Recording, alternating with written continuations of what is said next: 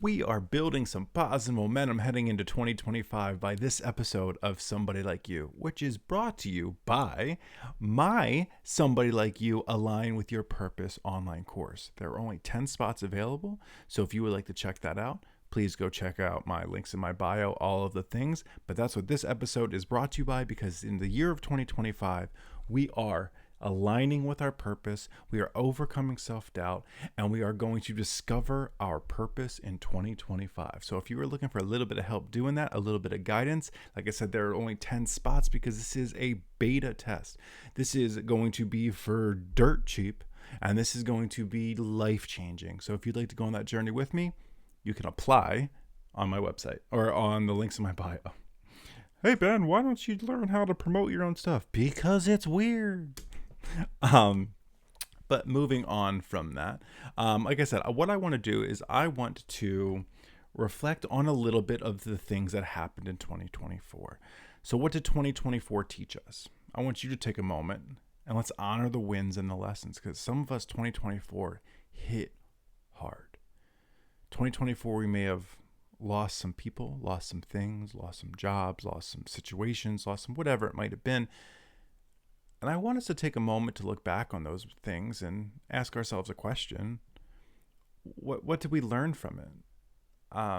I've kind of stepped into a school of thought is I'm not going to go through these things just to say I went through them. I want to learn from these things now, because in everything I'm looking to do moving forward, I believe the secrets are hidden in the lessons of the quote unquote failures, quote unquote heartbreaks, quote unquote all. If I'm not learning, I'm going to continue to experience them until I learn.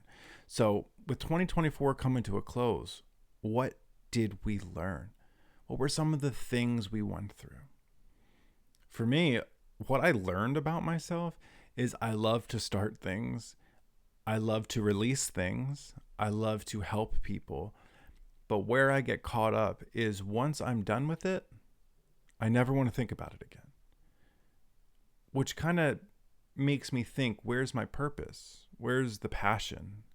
What am I really doing it for? Because if me and you were to sit in a room and have a heart-to-heart conversation, you get my full attention. I love sitting in that room. I love feeling the energy exchange back and forth. What I don't love doing is promoting myself. I don't love acting like I'm an expert. I don't love putting on an internet face because that's what I have to do. That's not things I love to do. So in 2024, I learned that about myself. So as I move into 2025, I want to create more of those intimate moments, those moments where I'm able to connect with people in a heartfelt manner, exchange energy back and forth, make real impacts. In 2025, I want to take this to the next level and help large groups of people. I want to feel that energy on a massive scale. So I ask you, what are you celebrating from 2024? What lessons have you learned from 2024 that we're going to carry in to 2025? What are some of the small and large victories we can reflect on? Remember, this is about progress. This isn't about perfection. As someone who used to chase perfection in a lazy way, one thing I've learned is it's an endless race, just constantly filled with heartbreak. So what I've learned is I have to identify the places of growth I've not only learned along the way, but I aspire to learn from. So as we have 2025 popping up, something I'm really looking to learn and grow from is those moments of I want to be authentic. So for you, what are you looking to grow from? What are you looking to learn from? There's a version of ourselves waiting for us in 2025 that we have every ability to reach and tap into, as if it's already designed for us, because it's in our imagination. It's in our subconscious. We know exactly who this person is, what this person does. We just often make choices not to act in service of them. We do the things we've just been conditioned and trained to do over and over again, over the years. So what if this is the year we change that? What if this is the year where we step into the discomfort and we're finally ready to start seeing that version of ourselves we've been dreaming of? What's some things we're grateful for? Because I truly believe if we're going to have the 2025 we want and we desire, it's going to start from a place of gratitude. What are some of the things that we aspire to have in 2025 that we already have versions of now? If you can close your eyes, don't do this if you're driving, but if you're watching the video or listening on the podcast, close your eyes and envision that. Envision that version of yourself that you wish you were. Envision this version of you without the, but I'm not good enough, but I'll never have it, but it's not meant for me. Leave that on the shelf right now. It's okay to have those thoughts. But for right now, tap into that version of you that gets the job, that gets the money, that receives the good news, that shows up for themselves every single day. You see the payoff. We know that's real because we can envision it. We know that's real because we can envision it. Now, that was 30 seconds. What if we did that increasingly every day? What if we were doing that for 15 minutes every day and we became to really know that version of ourselves? We would start to mimic that person. We would start to mimic that version of ourselves. So the more we're present with that 2025 best self, authentic self, what we're going to learn is that version of us isn't separate.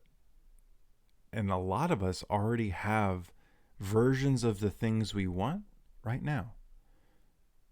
In order to get more of it, we have to acknowledge it. We have to be grateful for it.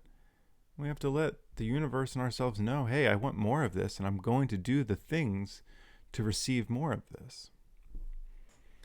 Here's the funny thing about receiving, and it's a lesson I've had to learn. If we just want to receive and never give back, we're just going to hoard and run out of room. We're not going to be able to receive anything. So remember to set the intention to receive, to give, and give to receive. Be in a constant state of flow. I used a word in there, and it was intention. I invite you to set big intentions this year. And they might be intentions that are just a little bit of a change from what you're doing now, or they might be a complete overhaul and a revamp of what you got going on in your life. But for me, in my handy dandy notebook over here, one of the things that I said was I want to be intentional with my time. I want to be intentional with my thoughts. I want to be intentional with my intentions. I want this year's word to be intentional. I want this word of the year to be intentional. Everything I do, I want to move with purpose. I want to listen with purpose. I want to act with purpose. Everything I do, I want to be able to be like, is this what that version of me would be doing? So when it comes time for reflection of you and to think about yourself, does that version of you do these things? Does that version of you scroll on your phone for hours? I know I do that. And I'll hide behind the excuse that I'm a social media content creator. I need to see what's trending. No, I get caught in a doom scroll just like everybody else. That's not intentional. That's getting lost, right? So let's bring it back. And I challenge you to find your word for this year. I encourage you to find your word for this year. I challenge myself. Once again, mine's intentional. When you think of this year coming up, let's get out of our head for a second. Let's get into into the intuition here. What is that one word that you want to represent this year? Is it going to be discipline? Is it going to be change? Is it going to be authenticity? Is it going to be genuine? Is it going to be kindness? Is it going to be love? Find the word to be in service to for 2025 and feel it. This has to be your word. Now, if you heard me say intention and you sparked up and you're like, yo, that's the one, join me with that. That's okay. But make sure this is authentic to you.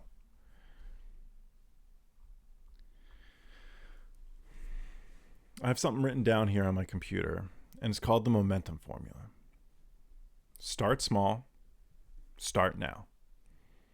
So what that means is if we want to achieve our vision in 2025, we're going to commit to one small action today that supports to 2025.